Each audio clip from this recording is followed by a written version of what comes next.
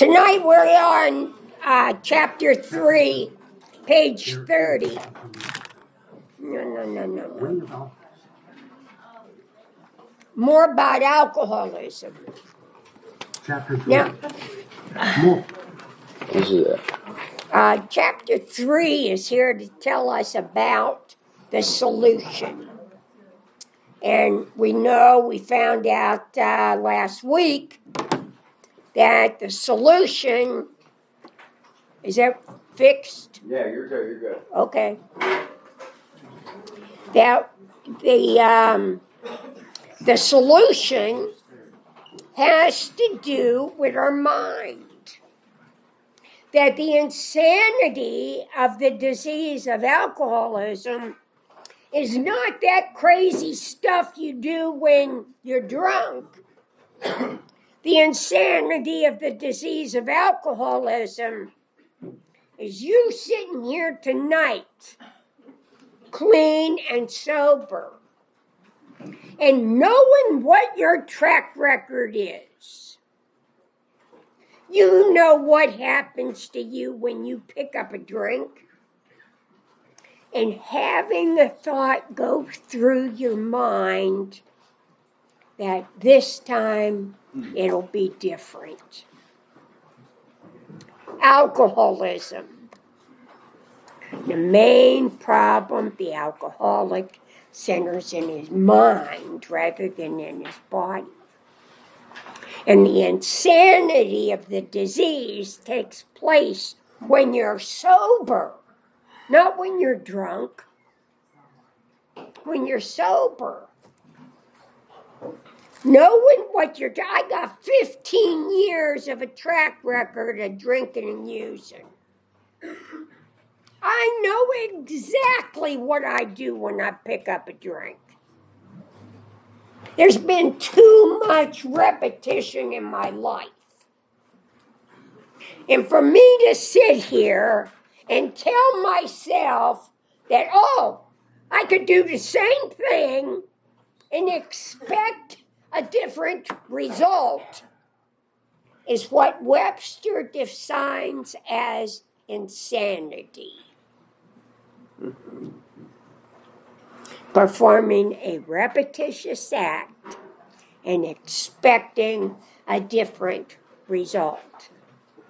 The inability to learn from one's past mistakes. Insanity. Sober. Not drinking. Not all messed up. Sober. So this is our story chapter. And there's some really good stories in here. You're going to love them. And what we are going to be looking for is the insane thought that precedes the first drink. More about alcoholism. The insane thought that precedes the first drink. This is what we're going to be looking for. So we are on page 30, chapter 3, more about alcoholism. And I hope we're in the right place. Or about alcoholism. We Most are. of us have been unwilling to admit we were real alcoholics. No person likes to think he is bodily and mentally different from his fellows. Therefore, it is not surprising that our drinking careers have been characterized by countless vain attempts to prove we could drink like other people. The idea that somehow, someday, he will control and enjoy his drinking is the great obsession of every abnormal drinker. The persistence of this illusion is astonishing. Many pursue it into the gates of insanity or death. Now, what we are going to have right here in all of these steps, with the exception of steps 1 and 2, are going to be italicized. squiggly right. Steps 1 and steps 2 are not italicized because it's going to take Bill about 50 some pages to tell us about steps 1 and 2. And then on page 89, I think it is, he's going to knock off 4 steps in 2 pages. So this is going to tell you steps 1 and 2 are important. But unfortunately, steps 1 and 2 are not steps you work. These are conclusions that you come to. Step 1 is the only step that is not spiritual. Step 1 is the only step that we can take 100% with no reservations for a whole 24 hours. We can do that with step 1. The rest of the steps you will never do 100%. That is our ambition, to do them 100%, but unfortunately, we are human beings. And human beings don't do too many things 100%. So we're going to get into finding out about this great obsession of every abnormal drinker. And we're going to start out with step 1. The principle of step 1 is honesty. And we're going to go a little bit better than that. We're going to say self-honesty. Me getting honest with me. The biggest lie I ever told is when I told myself, because I believed it.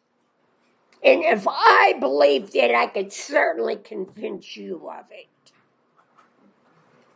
So we're talking about self-honesty, not dollar and cent honesty.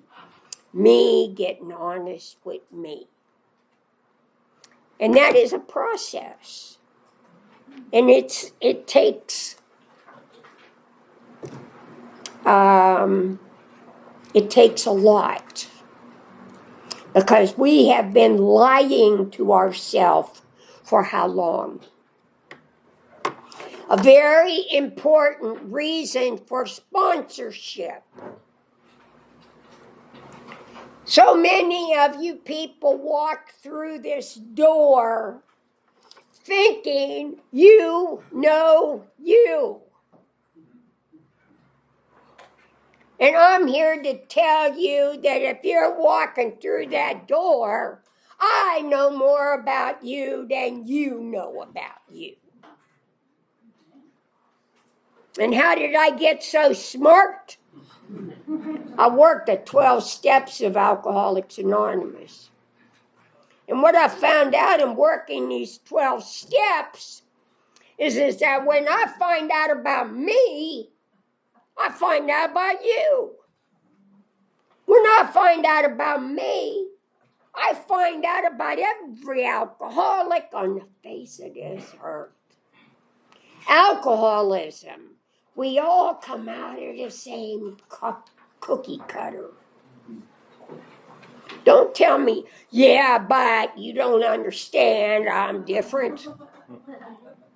And I wrote a book on that.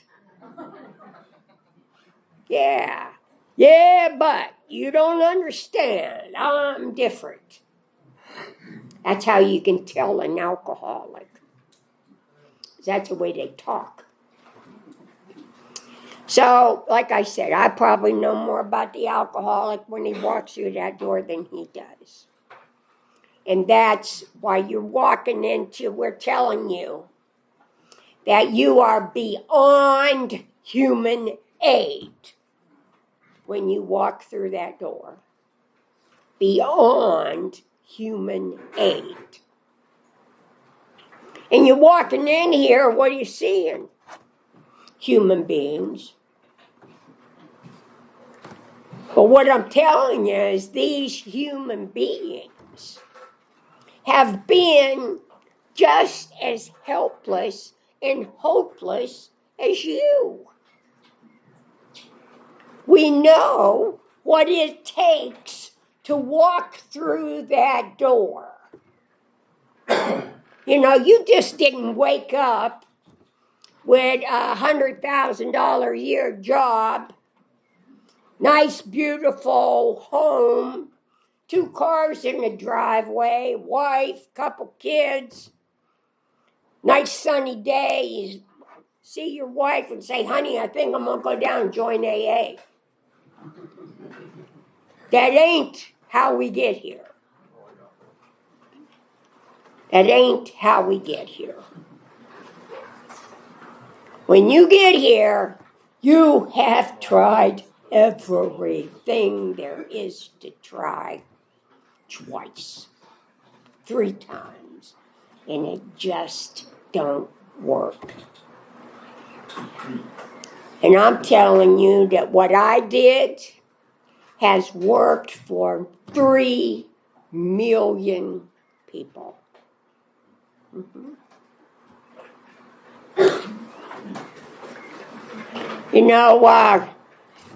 I heard a gentleman at a podium, and he said when he came to AA, he had a nickel in his pants, he had a nickel in his pocket, and shit in his pants. And he was standing up there with a suit on, looking rather debonair. And that was the condition that he was in. Had a nickel in his pocket and shit in his pants. And that brought him to AA. And before he died, he was a very outstanding member of Alcoholics Anonymous. And would do anything and everything for someone that was over 6 months sober. And why did he says the new people are heartbreakers. These people first coming in, he says, I can't do it. You come in, you fall in love with them, you care about them, you help them out, you help them with the steps, you take them to the meetings, and then they go out and get drunk or kill themselves or something real alcoholic. He said it's too heartbreaking. He says after somebody got a little 6 months under their belt, he says I might give them my name, telephone number. And whenever I seen that going on, whenever I was first new, I thought, isn't that awful selfish of him? That he don't want nothing to do with the new people. But me sitting here today with a little time under my belt, I know what he's talking about. Yeah, new people are heartbreakers. They'll reach right in your chest and pull your heart out. Because they're still selfish and self-centered, and the only thing they can care about is their self. And you try to love them and care about them and do for them, and then they go die on you. And it's just too heartbreaking. So, anyway, here we go with step 1. We learned that we had to fully concede to our innermost self that we were alcoholics. This is the first step in recovery. It does not have squiggly writing. But what does it say? This is the first step in recovery. And it is a process. Not one that you do. It's a hard one to do. Because like I say, there's so many things that has to change in order for you to come to that conclusion. And we're going to spend the next, say 40 pages talking on step 1 and step 2. Because they are not steps you work. They are conclusions that you come to. And you have to come to those conclusions every day of your life. Okay, let's see what the book says. We learned that we had to fully concede to our innermost selves that we were alcoholics. This is the first step in recovery. The delusion that we are like other people, or presently may be, has to be smashed. We alcoholics are men and women who have lost the ability to control our drinking. We know that no real alcoholic ever recovers control. All of us felt at times that we were regaining control, but such intervals, usually brief, were inevitably followed by still less control, which led in time to pitiful and incomprehensible demoralization. Oh, that's a mouthful. And I'll be the first one to tell you, I don't know how to spell it. But I bet you every alcoholic in this room knows what it feels like. Pitiful and incomprehensible demoralization. That's the feeling of you being just a little bit lower than whale shit. You ever have that feeling? Yeah, it's just right down there in the dirt. Lower than a snake's belly. Yeah. Pitiful and incomprehensible demoralization. Quite a mouthful, but like I said, I know everybody that's in here knows exactly what it feels like, huh?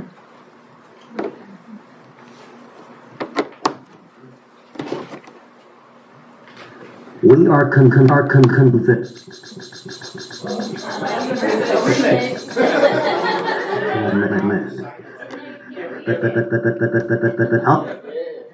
Did you touch the disc? No. Put it in? No. Give her. Better clean that.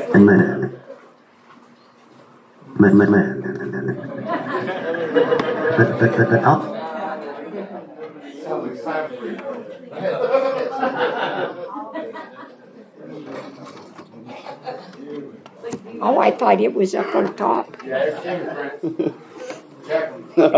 I'm right on. Hey, this ain't nothing to do with me. Mm-hmm. Yeah, it's a sure sign of alcoholic, no accountability.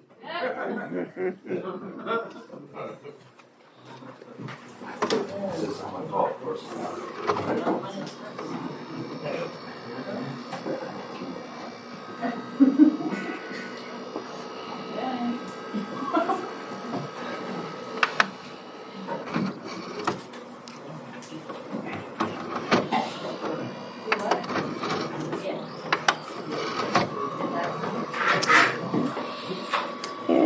We were waiting for this day, and here it is. I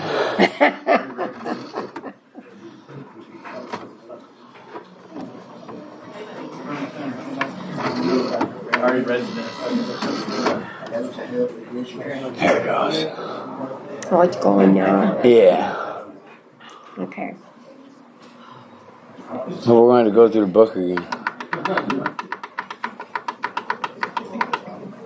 Chapter 3. More about Don't alcoholism. fast forward.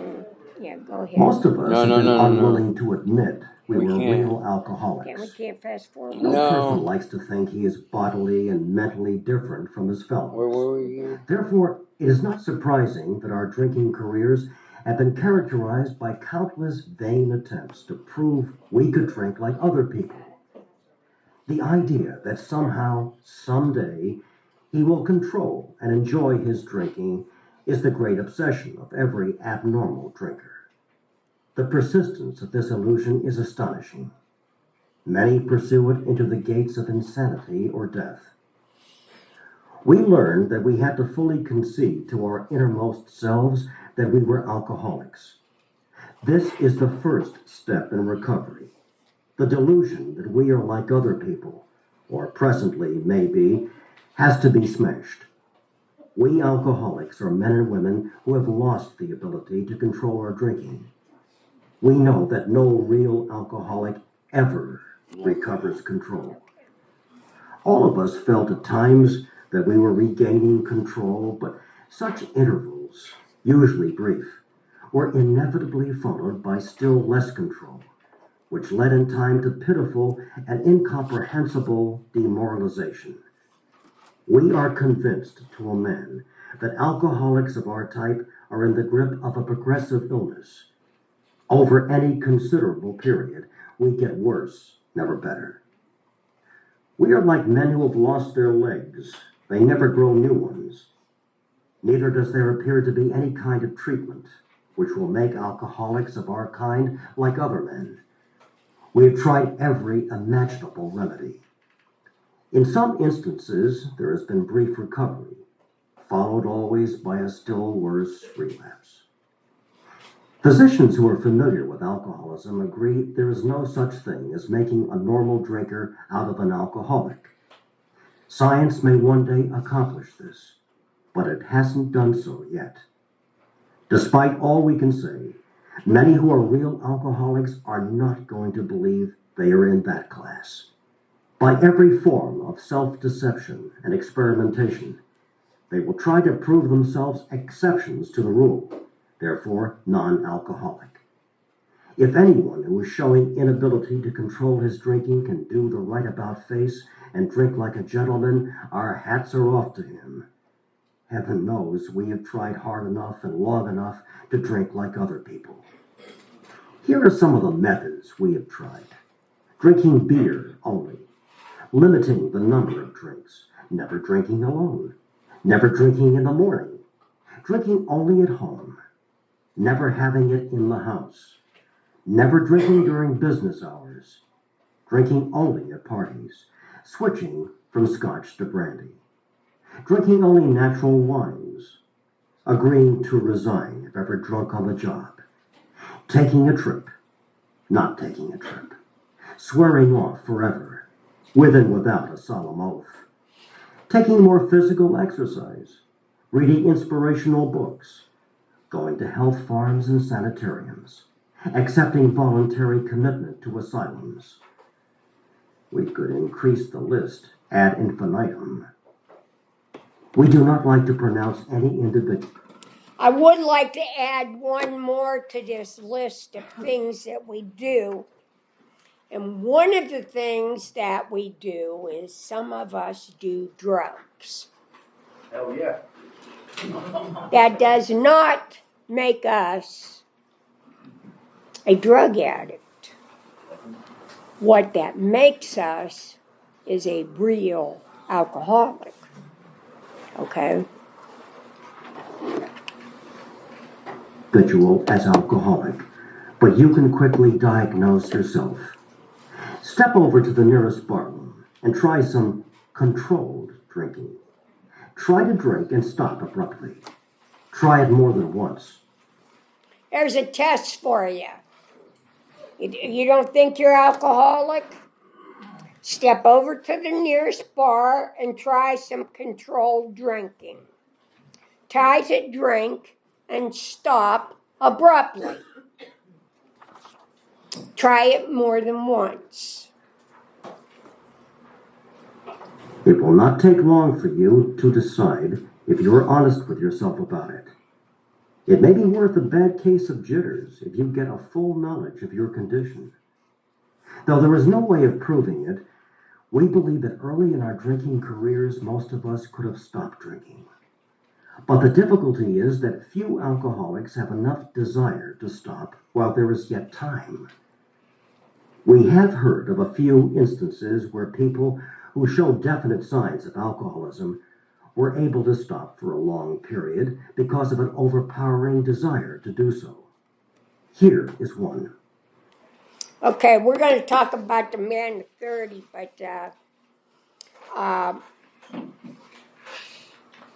there's another test that they're going to give us later on, and I like that one better.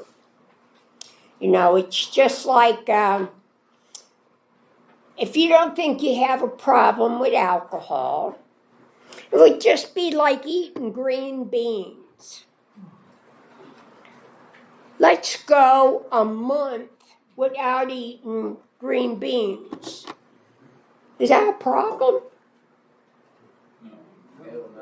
You ain't got a problem with green beans. Not eating green beans for a month is no big deal. What if somebody said, don't eat green beans for a year? No big deal. You could go a year without eating green beans. Well, let's go a year without drinking. Huh? Is that a big deal? Sure seems that way to my alcoholic mind. Yeah, go a year without drinking. If you ain't got a problem with alcohol, that ain't no big deal. Just like going a year without green beans. No big deal. But very few of us could go a month without alcohol, let alone a year. Okay? So we got to see that we got the problem. You know, this is a disease of denial. You know, everybody in the room knows you are an alcoholic, but you. Everybody knew you was alcoholic long before you did. And many of you are sitting here tonight not thinking you're alcoholic. And I say, what are you doing here? I mean, most people just don't come to AA meetings as a social affair, huh? Okay. So we're going to get in to tell you about the man of 30. Now, this guy is very, very exceptional. Because he could drink. He stopped. He stopped for more than a year. And he did not drink. Okay? All right, let's go. A man of 30 was doing a great deal of spree drinking. He was very nervous in the morning after these bouts and quieted himself with more liquor. He was ambitious to succeed in business, but saw that he would get nowhere if he drank at all.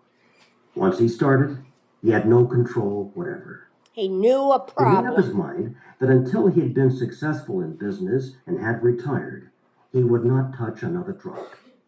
An exceptional man, he remained bone dry for 25 years and retired at the age of 55 after a successful and happy business career. Then he fell victim to a belief which practically every alcoholic has, that his long period of sobriety and self-discipline had qualified him to drink as other men. Out came his carpet slippers and a bottle. In 2 months, he was in a hospital, puzzled and humiliated. He tried to regulate his drinking for a while, making several trips to the hospital meantime. Then, gathering all his forces, he attempted to stop altogether and found he could not. Every means of solving his problem which money could buy was at his disposal. Every attempt failed. Though a robust man at retirement, he went to pieces quickly and was dead within 4 years. Now, here is the fact that here is a man that here the truth is seen too late. Now, the truth always stays the same. And the truth never changes.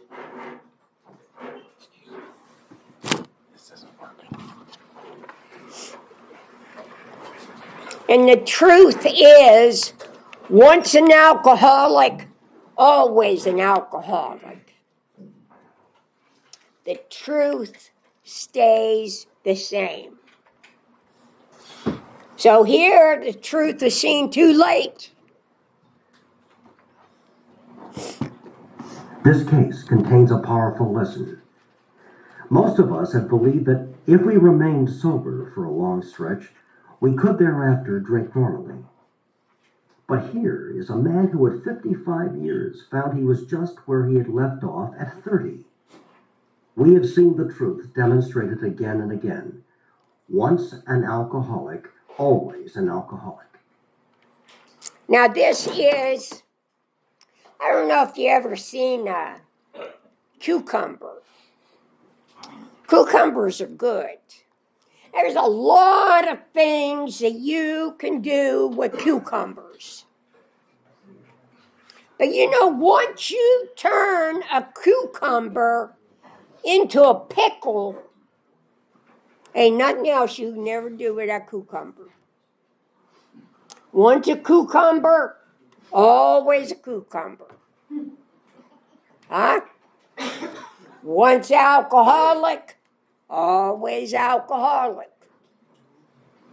A lot of things you can do with cucumbers, but once you make a pickle out of it, ain't no going back. Once a pickle, always a pickle. And there are some people that pass out little pickles. I have a vest that has 2 or 3 of them on there. I love it. And I say, why you got a pickle on there? And then I get to tell them, once alcoholic, always alcoholic. Just like being a cucumber. A lot of things you can do with a cucumber. But as soon as you turn it into a pickle, once a pickle, always a pickle. No changing. Okay. Let's go on. Commencing to drink after a period of sobriety, we are in a short time as bad as ever. If we are planning to stop drinking, there must be no reservation of any kind, nor any lurking notion that someday we will be immune to alcohol. Now he's going to tell us about young people. Young people may be encouraged by this man's experience to think that they can stop as he did on their own willpower. We doubt if many of them can do it, because none will really want to stop, and hardly one of them, because of the peculiar mental twist already acquired, will find he can win out. Several of our crowd, men of 30 or less, had been drinking only a few years, but they found themselves as helpless as those who had been drinking 20 years. Now it's going to tell us about women drinkers, huh?